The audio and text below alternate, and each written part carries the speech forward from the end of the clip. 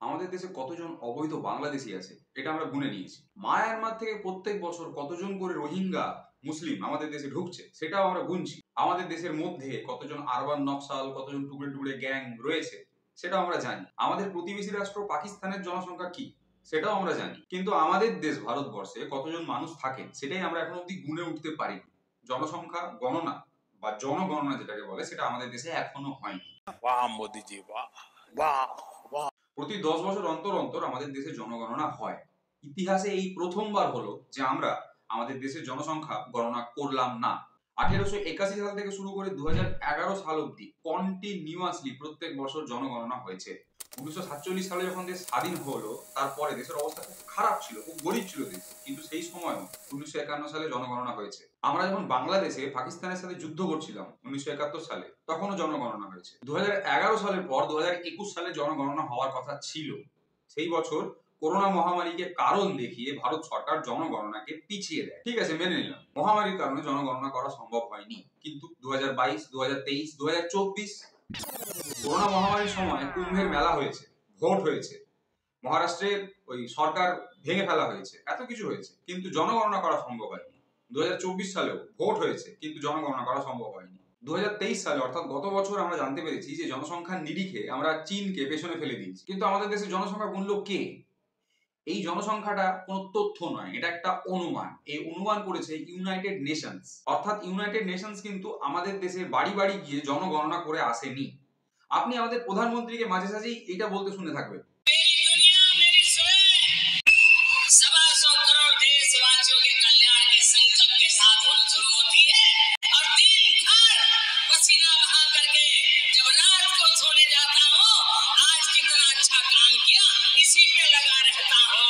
আচ্ছা এনাকে কে বললো যে আমাদের দেশের জনসংখ্যা 150 কোটি? ইনি জানলেন কিভাবে?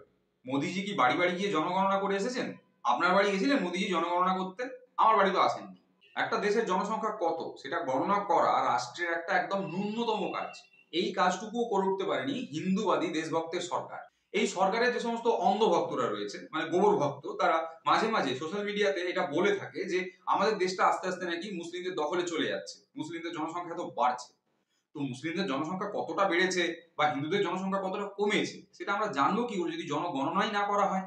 শুধু হিন্দু মুসলিমই নয়, জনগণনা করার ফলে আমরা এটাও জানতে পারি যে এই দেশে কত গরিব ভিখারি রয়েছে, কত কাঙাল রয়েছে, কত অশিক্ষিত রয়েছে। সোজা কথায় দেশের কতটা বিকাশ হয়েছে, ঠিক কতটা পরিমাণ বিকাশ হয়েছে সেটা আমরা জানতে পারি জনগণনার থেকে। এখন খবর আসছে যে 2025-এ জনগণনা হতে পারে, নির্দিষ্ট করে এখন অব্দি কিছু বলা হয়নি।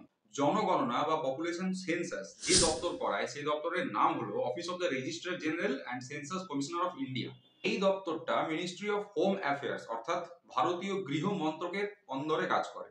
গৃহমন্ত্রীকে আমাদের দেশে এই মুহূর্তে মোটা ভাই, যাকে আমরা চাণক্য বলেও জানি কখনো কখনো। তো চাণক্য কি করছেন? এখন অব্দি দেশের জনসংখ্যা গুণ উঠতে পারছেন না। এর জন্য কি আলাদা করে কোনো ক্রোনোলজি লাগবে? বলা হয়েছিল যে এই যে নতুন সেন্সাস করা হবে তাতে নাকি এনপিআর বা ন্যাশনাল পপুলেশন রেজিস্টারকেও কার্যকরী করা হবে। তো করো না ভাই, কে আটকে রেখেছে? দেশের জনসংখ্যা কত একটা ছোট্ট প্রশ্নের উত্তর, এটা খুঁজে বের করতে হলো জনগণনা করতে হয়। সেটা করার জন্য কি একটা নির্দিষ্ট কোনো শুভ লগ্ন চাই?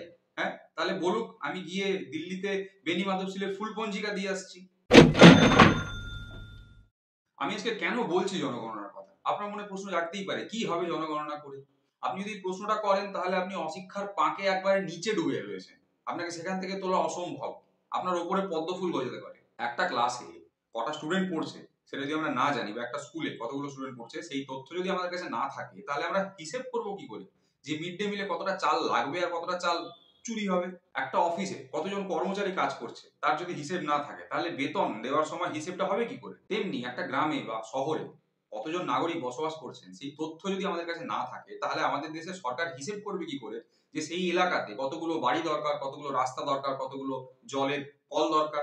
আপনি শুনে থাকবেন ভোটের প্রচারের সময় আমাদের দেশের প্রধানমন্ত্রী মঞ্চ থেকে বারবার ঘোষণা করেছেন যে আমাদের দেশের 80 কোটি গরিব মানুষকে এই মুহূর্তে ফ্রিতে চাল গম দেওয়া হচ্ছে। এই যে 80 কোটি সংখ্যাটা বের করা হয়েছে, গরিবের সংখ্যা, এটা বের করা হয়েছে 2011 সালের সেন্সাস থেকে। এবার 2011 সালের জনগণনা 11-12 বছরের পুরনো। সেই হিসেবে 80 কোটি গরিব মানুষ আমাদের দেশে এই মুহূর্তে রয়েছে যাদেরকে ফ্রিতে খাওয়াচ্ছে সরকার। আর এই 80 কোটির বাইরে যে সমস্ত গরিব মানুষ রয়েছে নতুন সেন্সাস হিসেবে যাদেরকে এখনো গোনাই হয়নি, তারা কি তাহলে না খেতে পেয়ে মরছে আমাদের দেশে? এর জন্যই কি ওয়ার্ল্ড হাঙ্গার ইন্ডেক্সে আমরা সবসময় নিচের দিকেই থাকছি? সম্প্রতি মহিলা সংরক্ষণের জন্য একটা বিল পাস করা হয়েছে পার্লামেন্টে। এবার যদি জনসংখ্যার গণনাই না হয়, আমরা যদি জানতেই না পারি যে একটা এলাকাতে কতজন মহিলা থাকছেন, বসবাস করছেন, তাহলে আমরা সংরক্ষণটা কিসের ভিত্তিতে দেব? গুনবো কি করে? পাকিস্তান নিজের দেশে জনগণনা করতে পারে না বলে আমরা তাকে নিয়ে মজা করতাম এতদিন। এবার আমরা নিজেরাই মজার বস্তু হয়ে উঠছি যতদিন যাচ্ছে। কার আমলে? না, হিন্দু হৃদয় সম্রাটের আমলে। আরে বাবা, হিন্দু রাষ্ট্র যে তৈরি হবে সেটাও হবে কি করে যদি জনগণনাটাই না হয়? যদি আমরা জানতেই না পারি যে আমাদের দেশে হিন্দু কতজন আছে, আমরা ফিউচার প্ল্যান করবো কি করে? এই যে মোহন ভাগবত কয়েকদিন আগে বলেছেন যে প্রত্যেকটা হিন্দু পরিবারে 3টে করে বাচ্চা পয়দা করা উচিত। তো ভারতবর্ষের জনসংখ্যা যদি এখন আমরা জানি না কত, যদি বাই চান্স 200 কোটি হয়ে থাকে, তাহলে 3টে করে বাচ্চা পয়দা করবো, আমরা 600 কোটিতে চলে যাব। তো এর জন্য যে রোড ম্যাপটা দরকার, তার জন্য তো বর্তমানে জনসংখ্যাটা জানানো দরকার না, যে কতজন হিন্দু এই মুহূর্তে এক্স্যাক্টলি রয়েছে আমাদের দেশে। इस सज्जन को क्या तकलीफ है भाई? क्या तकलीफ है इनको? কখনো বলা হচ্ছে করোনার জন্য দেরি হচ্ছে, কখনো বলা হচ্ছে এনপিআর এর জন্য দেরি হচ্ছে, কখনো বলা হচ্ছে প্রসেসটাকে ডিজিটাল করতে হবে, তাই আমরা সময় নিচ্ছি। কিন্তু যেভাবেই হোক, যে কোনো অজুহাতেই হোক, জনগণনা এখন অবধি আমাদের দেশে হয়নি। এটা একটা বাস্তব ঘটনা। আমার মনে একটা প্রশ্ন রয়েছে, ওই যে লোকটা 18 ঘন্টা ধরে কাজ করছে প্রত্যেক দিন, সে এত কাজের কাজ কিছু করছে নাকি খালি অকাজই করে যাচ্ছে? আরে জনগণনা তো মুঘলদের সময় হয়েছে। হ্যাঁ, তাহলে হিন্দু রাষ্ট্রে জনগণনার কোনো প্রয়োজন নেই নাকি? এই বিষয়টা নিয়ে আপনি কি মনে করেন? কমেন্ট বক্সে অবশ্যই জানাবেন। আর আমাদের ভিডিওগুলো দেখার জন্য সাবস্ক্রাইব করুন চুপ অ্যান্ড ইউটিউব চ্যানেল। আর আপনি যদি ফেসবুকে দেখছেন তাহলে পেজটাকে ফলো করতে ভুলবেন না।